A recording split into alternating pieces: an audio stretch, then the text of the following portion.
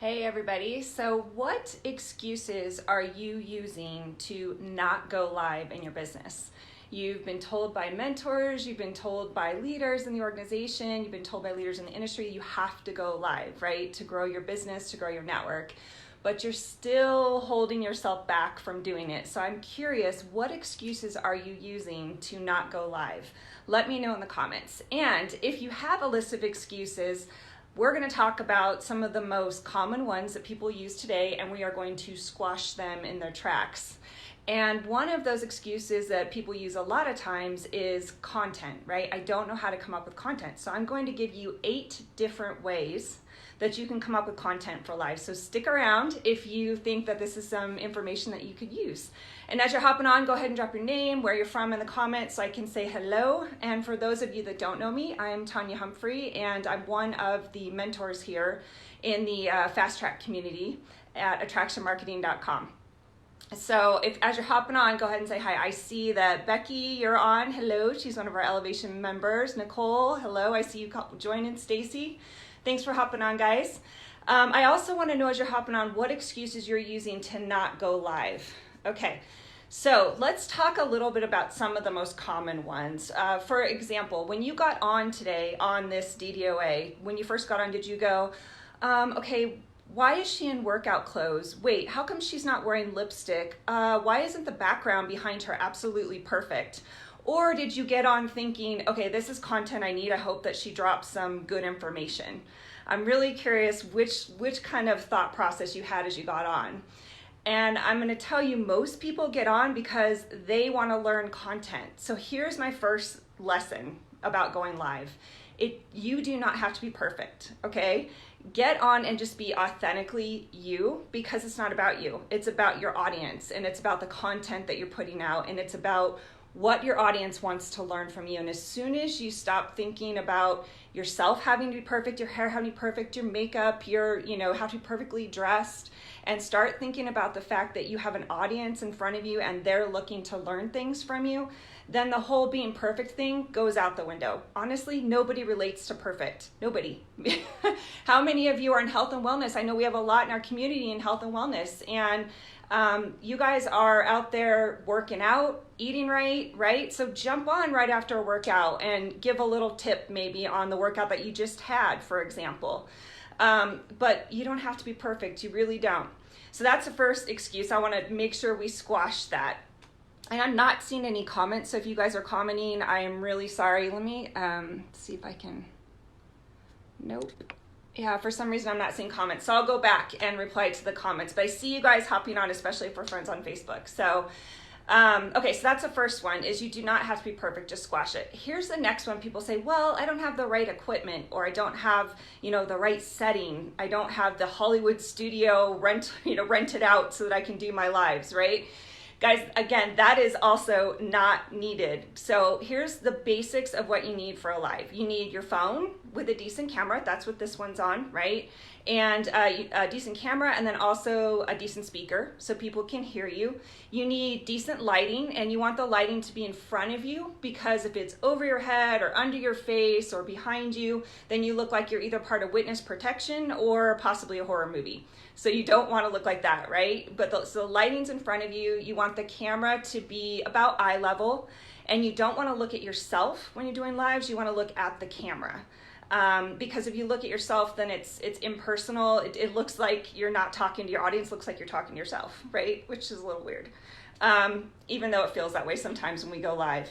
So those are the things that you need, just the basics. And then also, I would also recommend a tripod of some sort. And it doesn't have to be this like huge expensive tripod. It can be, a $25 tripod from Amazon.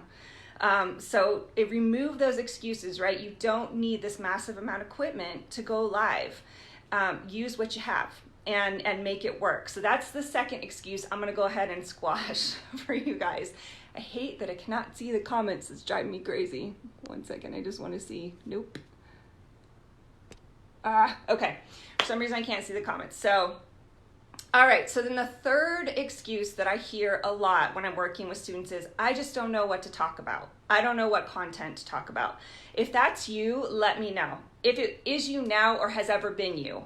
let me know. When you get on, you're like, I just don't know what I'm going to talk about on my lives. Because if that's the case, then I am going to drop 8 different ideas for you on how you can come up with contents for your lives, okay? So here we go. Let me know if that's something you want me to do. Drop a yes in the comments, even though I can't see the comments, and we'll come back later. Drop a yes in the comments and let me know if that's something that you really would like to have as a list of the 8. And then we're going to go ahead and get started. So the first one is this. You can Google magazine covers. And did you know that in the images, when you Google it, the magazine covers will come up. And guess what's on the magazine covers, you guys? The titles of the articles that are in that magazine. So you can Google magazine covers that are from your industry.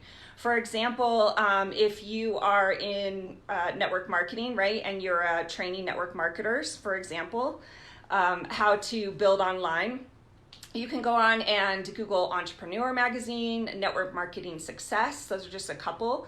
And the cover will come up. You can see what titles there are in the magazines. So then you know that's kind of what's trending right now, right, in the industry. And then get out there and start doing your research and do a live on the topic, right, on the topics that are coming up. If you're in health and wellness, for example, you can Google women's health or men's health. There's a million health magazines out there. So just think through what types of magazines would your industry be interested in, and then Google it, look at the covers, and check out the titles, and you can do lives on those. That's just some content ideas. Okay, number 2, this is the second one. Follow gurus in your industry. So for example, if you're, again, network marketing, it could be Eric Worre, it could be Ray Higdon. There's quite a few gurus in the industry, right? So follow the gurus in the industry, and don't just follow them for the sake of following them, but really look at what questions is their audience asking. What questions are they asking? Because if that's your target market, if those are the people you're trying to train, then those are the questions that are being asked, right? So then do a live answering the questions that are being asked in those guru groups. You can also join groups of interest where your target market hangs out. So where is your target market hanging out? So for instance, if you're part of your brand is all about moms, right? Find some mom groups. There's a million network marketing groups out there. There's a million health and wellness group, weight loss groups out there. So go out, start joining some of the groups. And again, don't join just to be a bump on a log. Interact, add some value, but then also see what are people talking about? What questions are coming up for people? Boom, there you go. Content ideas again for your lives, content ideas for days.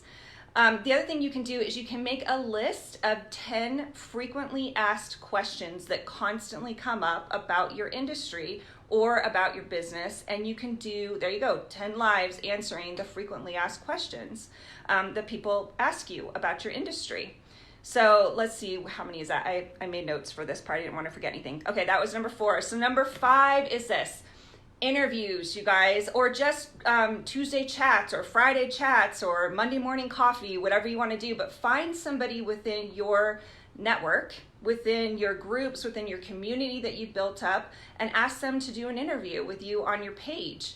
The other thing about this is you can actually host a watch party on your personal profile. So if you're building on a fan page, you can host a watch party on your personal profile and get double engagement during that. And interviews are interesting. People go, oh, what are they talking about? So find somebody within your community and ask them if you can interview them and talk to them about a topic that they're comfortable talking about and your audience would benefit from.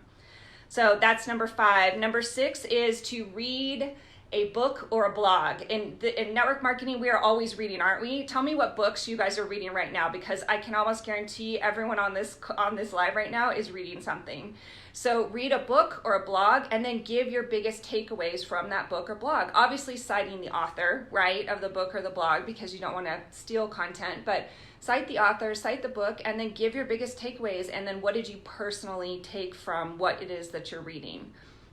So that's number 6. Number 7 is listen to podcasts, or listen to podcasts and do the same thing. So what are your 3 main takeaways, right? Again, mentioning the podcast, but what were your 3 main takeaways from that? What did you personally take from it? Make it yours, make it about your story, but what takeaways did you get from it? And then the last ones are things like this, lives, right? So I gave you 8 ways to have content. I gave you some ways to squash some excuses that people have. You could take this, repurpose it, make it your own, right? And turn it into content for yourself on one of your pages. So these are all ways, there's content everywhere. You just have to pay attention, right? And those are only 8 ways. You guys, I could come up with a list of 100 more, but that would take a little bit of time to go through. So I'm definitely going to come back through and look at comments and respond to comments. Sorry, I couldn't during the live. For some reason, they're just not showing up for me. So, okay, that's it for today, guys. Hope you have an awesome day, and we will be back tomorrow on Daily Dose of Awesome at the same time on the same channel. Bye.